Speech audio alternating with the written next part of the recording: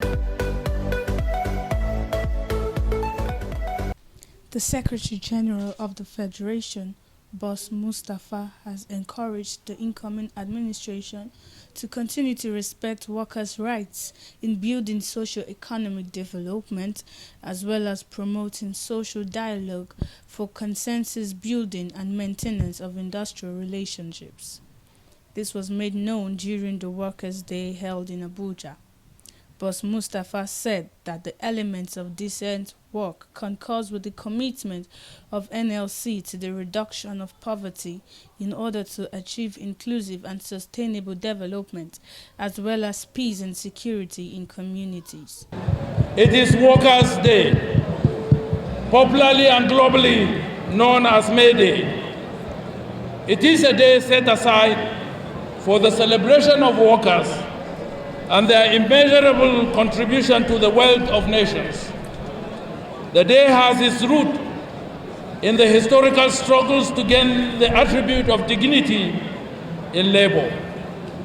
It came with a prize of heroes past, commemorated in the Wall of Work, to remind us that labor as a tool of production has been a voice, and that voice has to be heard in our quest for sustainable development and economic growth. These elements of decent work concur with our commitment to the reduction of poverty and helps forge a path to achieving equitable, inclusive, and sustainable development, and ultimately peace and security in communities, and this makes for a sound social economic justice for all. Workers' rights, coupled with socio-economic justice, make a happy workplace. We therefore agree that a fair economic structure targeted at creating opportunities for all to succeed, irrespective of sex, race, ethnicity, age, disability, creed, religion, etc., is a cycle norm for progress and development. I encourage the incoming administration to continue to respect workers' rights imbued with socio-economic development and driven by the 4 pillars of decent work agenda to promote jobs and enterprise, guaranteeing rights at work, extending social protection, and promoting social dialogue for consensus building and maintenance of industrial relationships. We therefore, as a government, preserve work rights for the workers and following that enthroned socio-economic justice as exemplified in the following. 1, collective bargaining for a minimum wage as we did in 2019. 2, we presented bills to the National Assembly, which we passed at the Federal Executive Council, which will be sent to the National Assembly for consideration, where we removed about 7 obsolete legislations that deal with labor.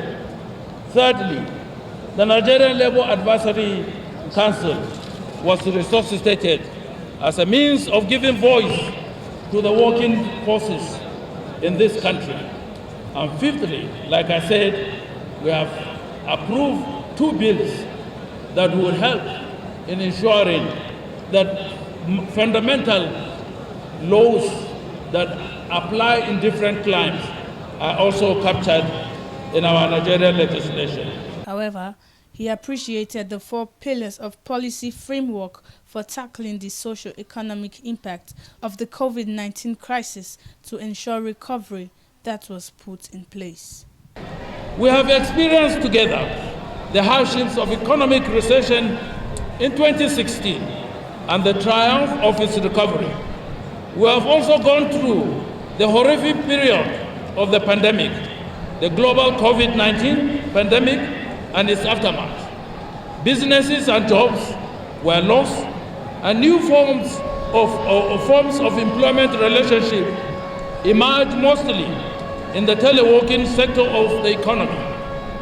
The monumental importance and relevance in terms of the number in the economy became pronounced, and its vulnerability was highlighted during these times. Social protection mechanisms, both institutionalized and on a ad hoc basis, were fashioned out to strengthen and implement at both national and subnational levels to cushion the adverse effects of the pandemic. And additionally, bailout funds were used to aid some medium and small-scale enterprises to survive.